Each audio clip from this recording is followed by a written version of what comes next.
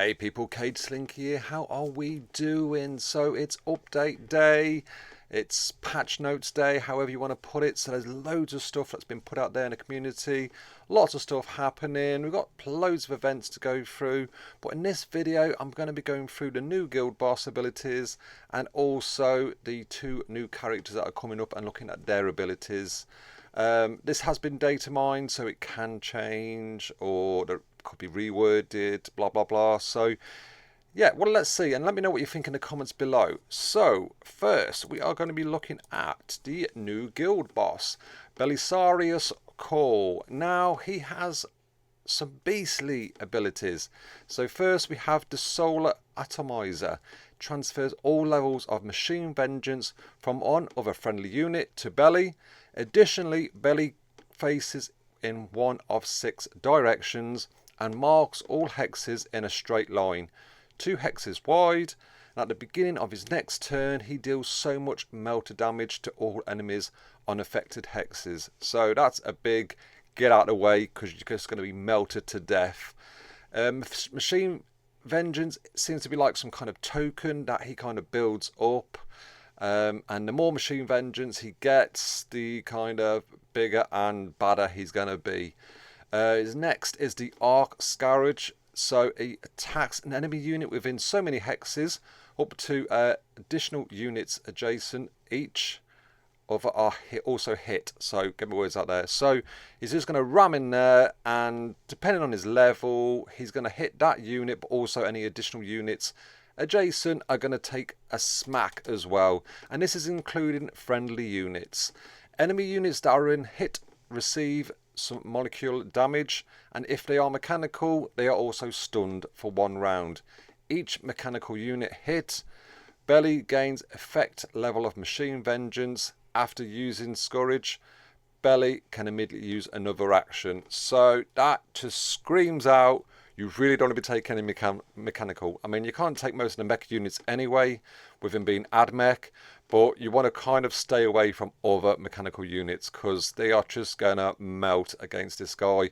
And the last thing you want to be doing is kind of building up this Machine Vengeance, because he's just going to make him so powerful. Next, we have the invocation of Machine Vengeance. So summons Tech Priest Genestealers at the bottom of the map, then adds levels of Machine Vengeance to all friendly mechanical units on the battlefield.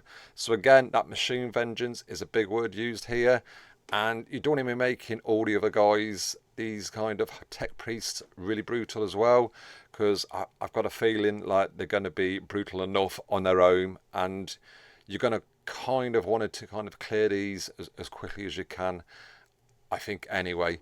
So we've got the pre-calibrated purge solution. So Belly has at least so much Machine Vengeance at the start of his turn.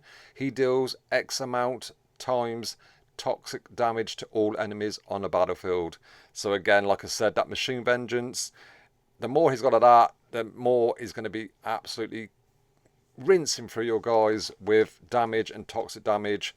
So it's about keeping that less, and I think about kind of clearing the summons also. We have the Shroud Psalm. So up to so many other friendly units gain Machine Vengeance and are affected by the Shroud until the start of the next turn.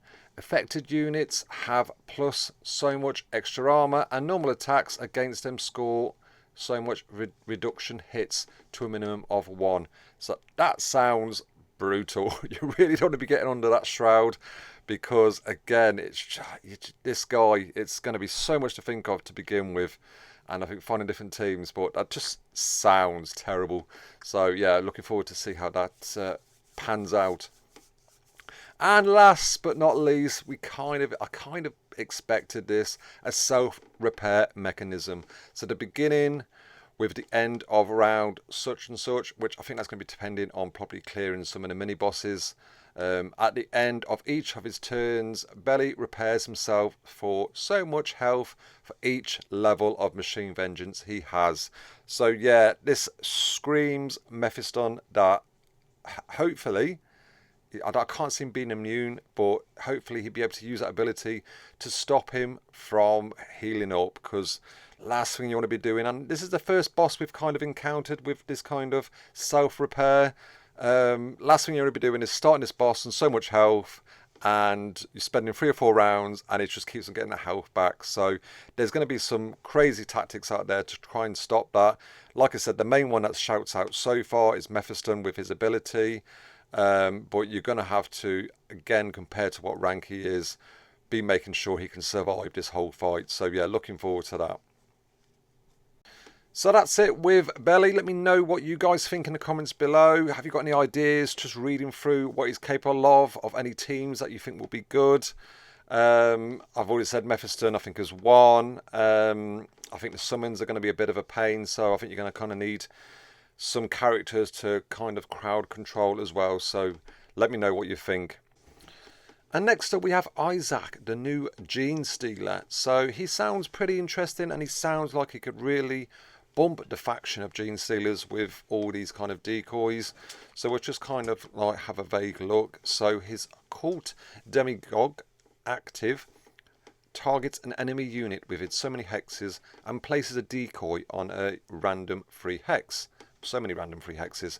Within, again, so many hexes around a target, and then summons Genestealers, neophyte hybrids on half of all the friendly decoys in that area. And all neophyte hybrids in that area immediately take a turn.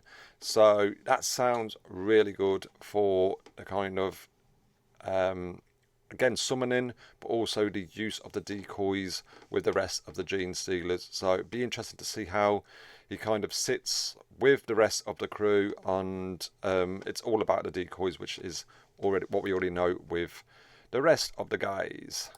And his passive, decoys and misdirection. When an enemy moves onto a friendly decoy, it takes blast damage, which that's great. It's the first time that we've had something like this. How many times have we been playing with Genestealers already, and you have a decoy and an enemy just moves onto it? It's so annoying. So now to have this guy, that's going to give him the blast damage. It's going to make it really cool. When a friendly unit resurrects onto or moves onto a friendly decoy, it deals extra damage until the end of its turn. So again, that's really kind of some of the summons for the rest of the Genestealers that you're really going to bump them up. And if it is a Genestealer unit, it also places a new decoy in a free adjacent hex. So yeah, this guy doesn't sound like he's going to be a groundbreaking character, but I think along with the rest of the Genestealers, is going to be an important one to have for sure with the faction. Can't wait to test him out. Again, let me know what you guys think in the comments below. And lastly, we have the new Ad-Mech character, the 5th one that we've been waiting for so long. Sy-Gex, I think Sy-Gex are we going to call him. So he has Sentinel directives, which deals so much physical damage to an enemy unit within range and suppresses it for 1 round. Cannot be used if there is an enemy adjacent to Ad-Mech. After using Sentinel directives, Ad-Mech can perform a normal attack or enter Overwatch. So yeah, this sounds great for the rest of the Ad-Mech team. We already know that's some great characters for them. So I think this is more of like a support for them. But at the same time, it's, as it says, you don't want an enemy adjacent to Ad-Mech, else it kind of, you're not suppressing it. So I'm kind of getting the feeling this is going to be more of a support before they get there, and then they make the more normal attack after. So pretty decent. The heavy grav cannon is passive, so ranged attacks against MK Gravis armor, Terminator armor, or mechanical units deal so much plus extra damage and have a piercing extra ratio, which probably will go up on levels. So again, really interesting. That could really tear through some of the big guys. I can't see it being any use in anything like Guild Raid, but for like War or Arena, do you know what I mean? That's really going to take some damage against the big guys that are coming at you. So I do kind of see this guy sitting there as a great kind of PvP character, really boosting some of your Ad-Mechs already. So yeah, looking forward to it. I think, like I say, I don't think it's the worst kind of skills he's got, but I think he's going to need the rest of the Ad-Mech to go with him. But again, let me know what you guys think below. And that's it. That's all I've kind of got through. I didn't want to make it too long, the video. Like I say, these have been data mined, so they could change. But it doesn't always. But yeah, it's going to be interesting to test these out in the real battlefield, because as we always know, it's so different from what's wrote on paper to how it actually plays. So we'll see. Let me know what you guys think in the comments below, and also don't forget to check out some of my other videos.